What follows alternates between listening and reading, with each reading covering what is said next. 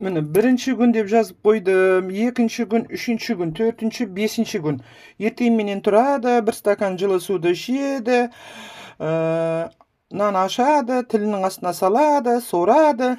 Бір 2 минут сорған дұрыс, жұтса да болады, бірақ кішкене қышқылдау мынандай не бір дәрі шөптер болғандықтан бірінші кездерде возможно какой-то дискомфорт, но со временем понравится. Бір 2-3 минут сорса, быстрее в мозг, 62 тамыр тілдің астында. Осыны тілдің жоосына дейді, ауыздың барлығында ой қуыс-қуысына деп дәмдісін бүйтіп тұрып сорамыз да, артынша 1 стакан су ішеміз. Болды. Ертең менен бір-ақ рет бұны, один день, первый день.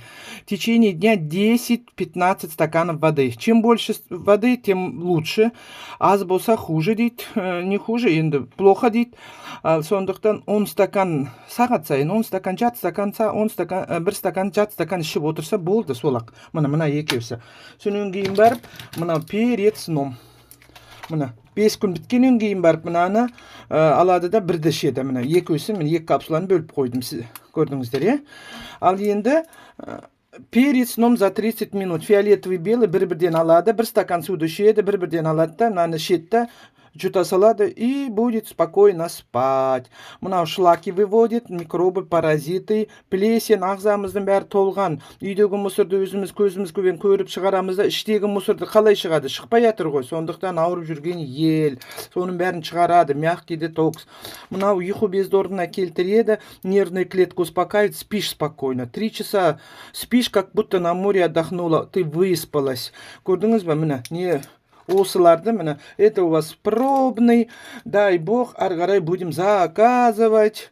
Все, берегите себя, будьте здоровы, будете здоровы. Бұл тамақ ешқандай БАДы емес, дәрі емес, бұл тамақ.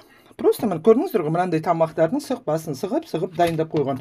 Мынаны алады да бүйтіп тұрып ашады, ашып тізесі ауырама, бас ауырама, тіс ауырама, жапсырып тастап қойса, бір күн эффект, 2 күнге шейін жүреміз, жартылай бөлсе де болады, бөліп 2 тізеге жапсырса, 2 жауырынға, желкемізде хондроз болады, оған тіс ауырып жатыр, бас ауырып жатыр, көп қой, тізеге де жапсырасыз, барлық жерлеріне жапсырса, местно обезболивает, описаниясын жіберемін.